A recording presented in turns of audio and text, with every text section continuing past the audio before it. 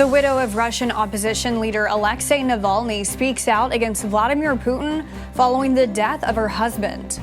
And Capital One says it's planning to acquire Discover for $35 billion. The Morning Rundown starts now. From the Straight Arrow News Studio, bringing the stories that matter to you from across the United States and around the world. This is the Morning Rundown. Today is Tuesday, February 20th. Thank you for joining us. I'm Kara Rucker. Yulia Navalny, the widow of Russian opposition leader Alexei Navalny, has vowed to continue her husband's mission against Vladimir Putin 3 days after it was announced her husband had died suddenly inside an Arctic prison at the age of 47. While Russian authorities claimed Alexei felt unwell before losing consciousness, in a video message posted to YouTube on Monday, Yulia accused the Kremlin of poisoning her husband and holding onto his body to cover up the murder.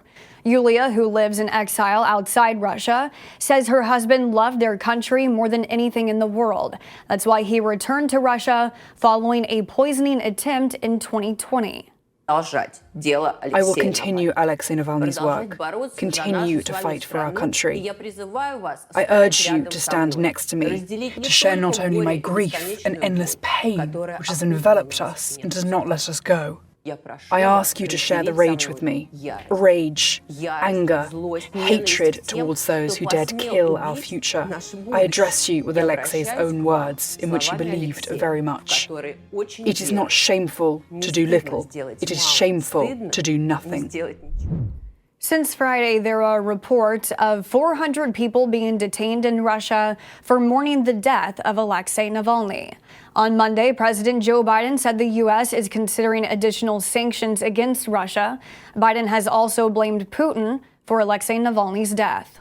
The United States has proposed a United Nations Security Council draft resolution calling for a temporary ceasefire in the Israel-Hamas war and opposing a major ground offensive in the town of Rafah by Israeli forces.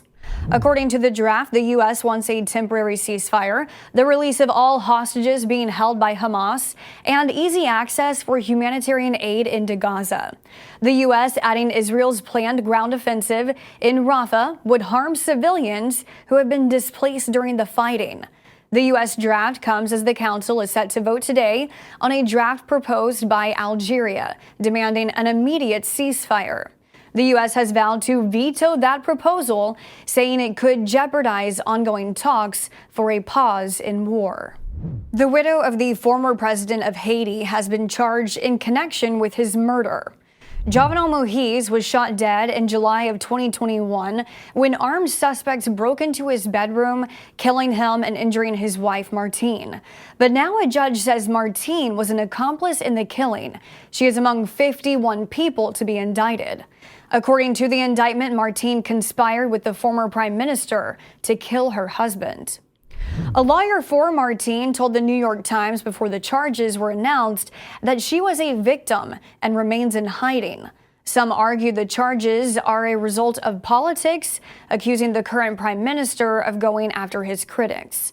A separate U.S. investigation into the murder continues in Miami, where 11 men have been charged. A major credit card company could soon have a new owner. Capital One has announced it plans to buy Discover Financial for $35 billion. The deal will merge two of the nation's largest lenders and credit card issuers, creating the sixth largest U.S. bank. Capital One says the acquisition would allow both companies to improve and expand their payment networks. If approved, Capital One shareholders would own 60% of the new company. Discover shareholders would own the remaining 40%. The transaction is expected to close between late 2024 and early 2025. In a story that has waited 160 years to be told, a new report details a link between President Joe Biden and former President Abraham Lincoln. As first reported by the Washington Post, Lincoln pardoned a Union Army civilian employee by the name of Moses J. Robinette, President Biden's great-great-grandfather. Records discovered by the National Archives detail a March 21, 1864 fight between Robinette and another Union Army civilian employee. Robinette was charged with attempted murder following the fight. After being sentenced to 2 years of hard labor, Lincoln was petitioned to overturn the conviction by Army officers, saying Robinette was acting in self-defense. Lincoln pardoned Biden's ancestor on September 1st of 1864. Finally this morning, a rain delay did not damper the excitement for William Byron winning the 2024 Daytona 500 on Monday, helping to kick off Hendrick Motorsports' 40th season in style. This was the race team's 9th Daytona 500 victory and Byron's 11th career Cup Series win. The 26-year-old Charlotte native calling it an awesome win. These are your top stories for this Tuesday. Be sure to visit san.com/rundown to sign up for our daily newsletter. Unbiased, straight facts, that's Straight Arrow News. We'll see you back here tomorrow. Until then, I'm Kara Rucker. Have a great day.